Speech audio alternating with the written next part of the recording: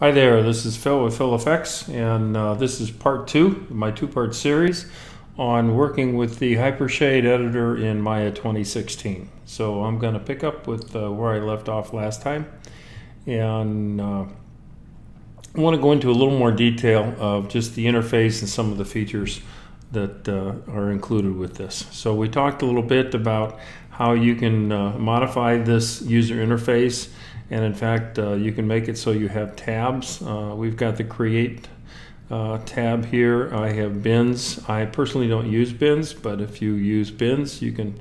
A good place to keep that is right here next to it. I talked about the fact that these tabs work like a toggle. So I can hit Create twice, and it opens up over here. And if I had a tabbed view over here, it would do that. You can see that I can drag and I can change the size of things up to a certain point, and that takes it down to a minimum size there, and I can go up to a maximum size there to increase my view of my work area, and come down here, hit toggle this again. So we've got this work view here. And I created this Phong, and notice when I click on any one of the nodes over here that the property editor picks that a node up. Now if I hold down Shift, and I'm going to hold down Shift and click on Surface Shader, notice that it adds a tab over here. And if I click on Shift and click on ramp 3, it adds a tab there. Click on sampler info, adds a tab there. And so I can go over here and I can see the different properties by just by clicking on the tabs that I have over here. And if I deselect everything and now I just click on one, let me click on Phong, the tabs go away. All right. If I hold down Shift and I add these tabs again, and these are all selected now. So Surface Shader, and you can see it's subtle, but you can see which ones are selected because there's an outline. So see on the Surface Shaders, there's no outlines here, but on Surface Shader here, the Phong, the ramp, and the sample info, there's a highlight around the outside. So these have all been selected. If I hold down Shift and I click on ramp 3, that deselects ramp 3. It also removes it from the tabs over here. I hold down Shift and I click on sampler info, same kind of thing. It deselects it in here and removes the tab from over here. When we look at these tabs, okay, so I have this sampler info. And actually, let me pick something with a little more number of parameters. I'm going to go over and let's look at the Phong in particular. So I click on this Phong, and I can go in and you can see there's a little S. That stands for solo. And you notice any node here can be soloed. And so I can have this surface shader and I can solo that surface shader. So if I click on S, that solos the surface shader. Now you don't see much difference seeing that soloed there. Let's see. We solo the ramp here. So if I solo the ramp, so now you're seeing just this ramp and it's being soloed, and you see it now on the material, on the object that I've actually placed this material. So by doing so it's where I just solo the ramp, you now see this ramp placed on here, and you're seeing where the reflectivity is going to be very high on the edges and where the reflectivity is going to be very low where it's very dark. So this gives you on your object a very good viewpoint of how that reflectivity is being mapped on that object.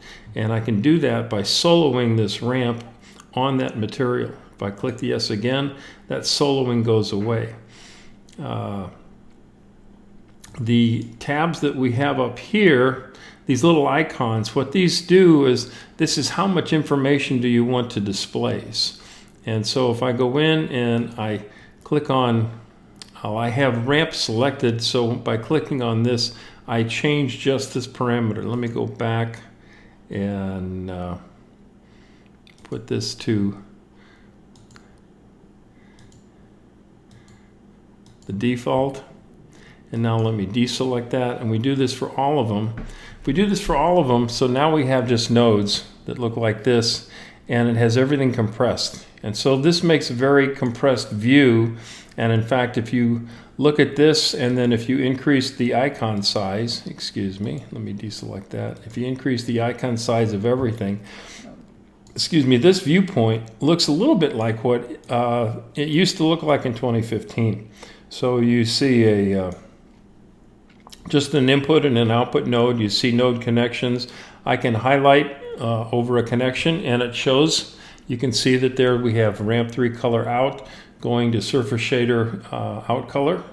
I have ramp color out red going to Fong 2 reflectivity, and so you can see the connection of those nodes if you hover over it, and you see the larger icons. So this looks kind of like the node view back in 2015. If we bring all of those back down, and so this is a minimalistic view. This view only shows you with detail what is connected, all right? And if you wanted to, you can actually go in and you can put notes in here. So I could put a note of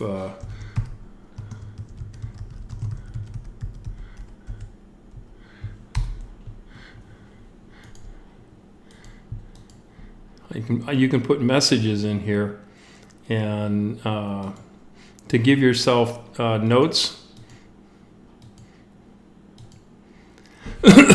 to make things a little bit more clear for you.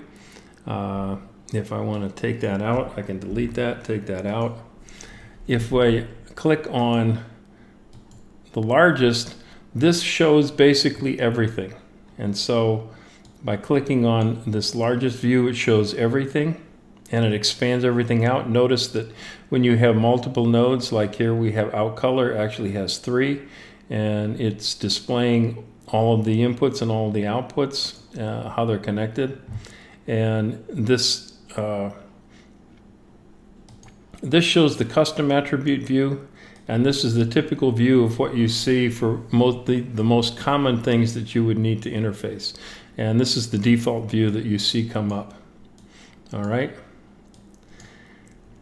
So we've walked through these views. When you're working with, again, this is a working area, and so I said we can have multiple tabs. I have a setup here, and this setup, by the way, when I save and close down the file and open the file back up, this Fresnel shader setup that I have here will remain, and it will call back up. If I save this, I can rename this. If I right click on here, you can see I could close the tab, duplicate, or rename. Let me rename the tab, and let's call this Teal Fong. All right. If I want another tab, I can open this up. Notice between this one and this one, when you open up a new tab, it opens up with a grid, and I can turn that grid on or off. And this little magnet with the grid allows me to snap things. So I can turn my grid on in here, and I can snap to a grid, so when I move things, things will stay snapped and aligned to a grid. So if you, for small nodes and small networks, that may not be important to you, but if you've got a lot of very large nodes, a lot of very large networks, putting a little bit of order to your network by having things snapped to grids might be beneficial to you. So I'm working in here. If I decide I really want to change this Teal Fong and I don't want to have this, I want to put something else different in here, I can go in and I use this icon right here, and I can clear the graph. I can go up and I can select this node, and like you used to have the Hypershader before, I can click on here and say just show me the input connections. or clear the graph, select on this, show me the output connections. I can clear the graph, I can click here, and it will show me inputs and outputs, so it shows me everything.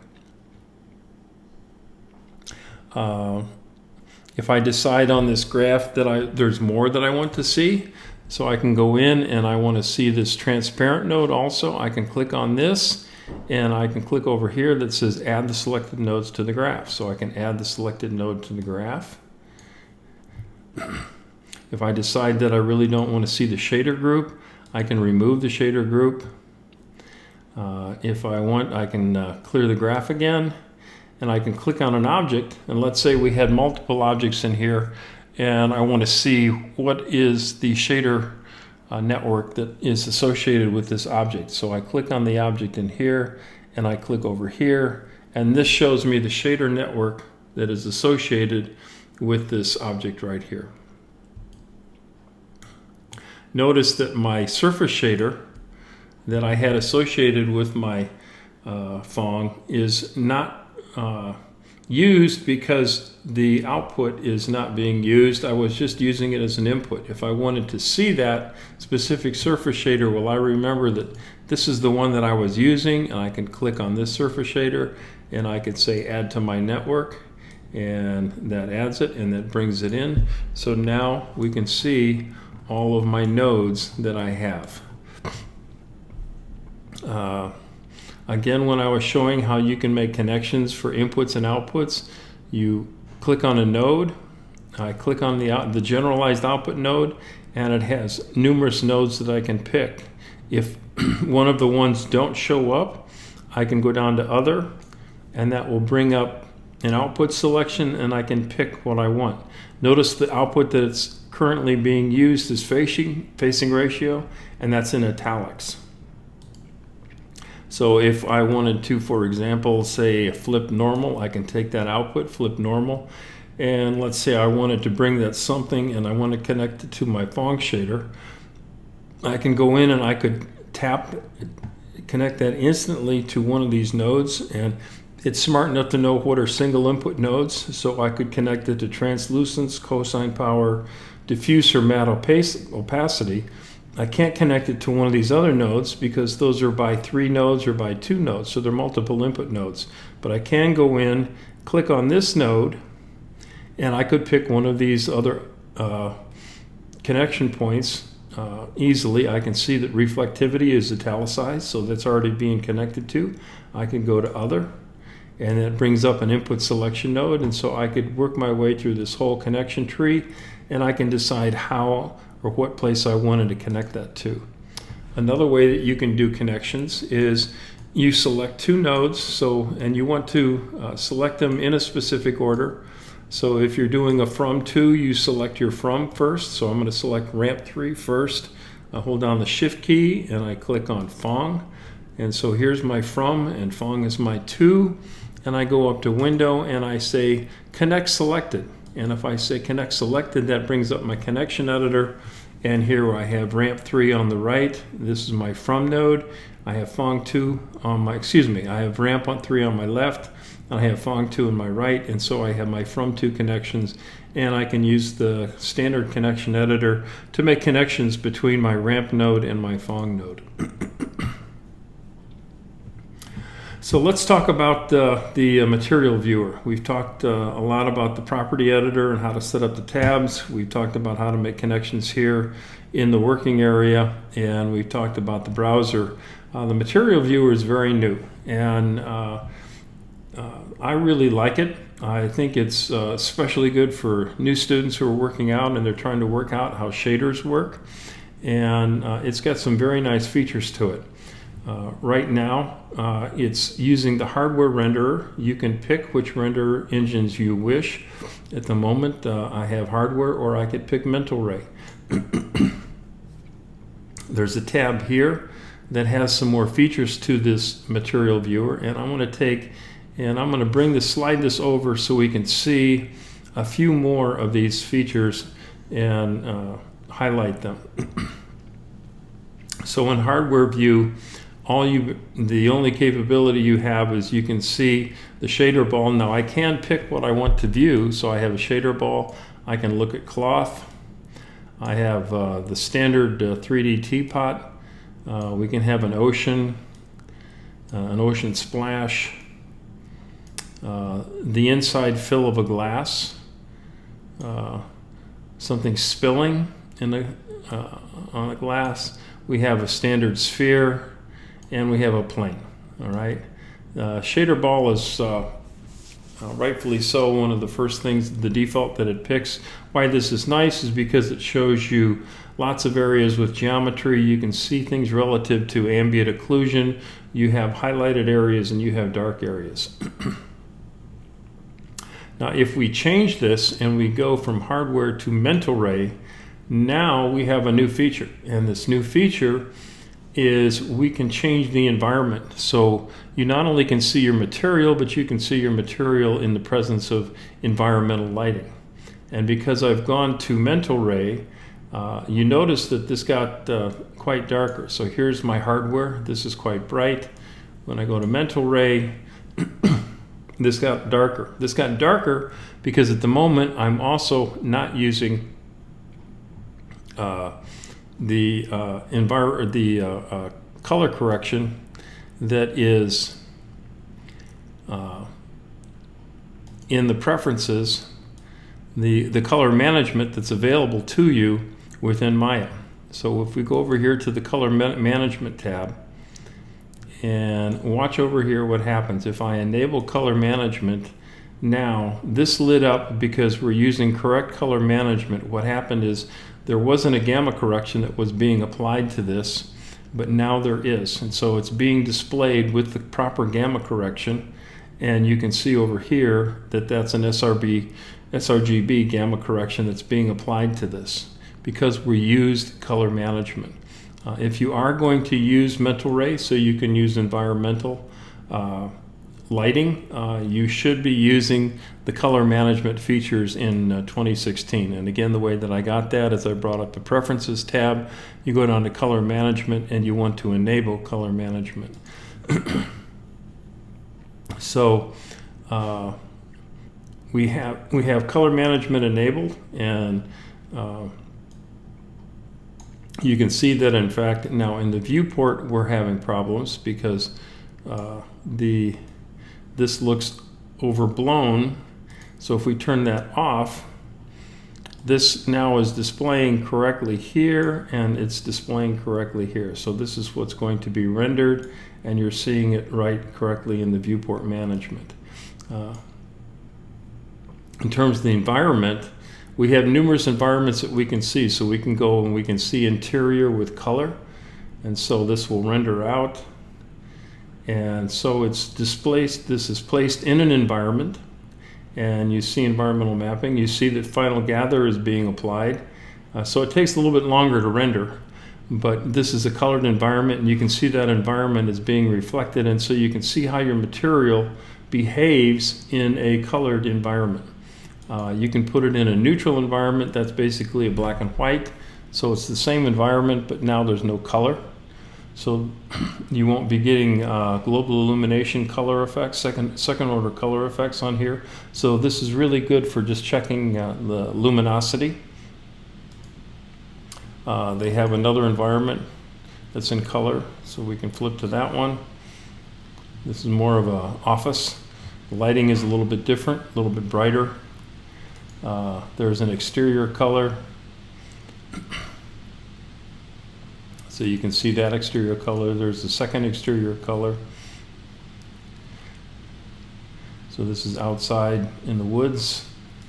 And if you want, you can actually add your own. So if you have an HDR picture or an image that you like to use, or a series of HDR images that you like to use for environmental lighting, you can go in and you can add that by just going to the custom environments. And again, you can change the rendering here, because you can change if you're going to do gamma correction or not do gamma correction. So keep in mind though that if you're using the shader ball and pardon me, and you're using this environmental lighting, unless you've got a fairly powerful machine, things will slow down. So you may not want to do that. You may choose to go back and use hardware, and that will render things out a lot faster, and you can see things a lot quicker. So we've covered using the bins, we've covered how the interface works, we've covered the multiple ways that you can make connections, the tabs that you can use in the property area, and basically the features that are associated with the material viewer. So hopefully this will help you out, give you a better understanding of all the new features that you can do, that you can use within the Hypershade editor in Maya 2016. This has been Phil with Phil Effects. Have yourself a great day.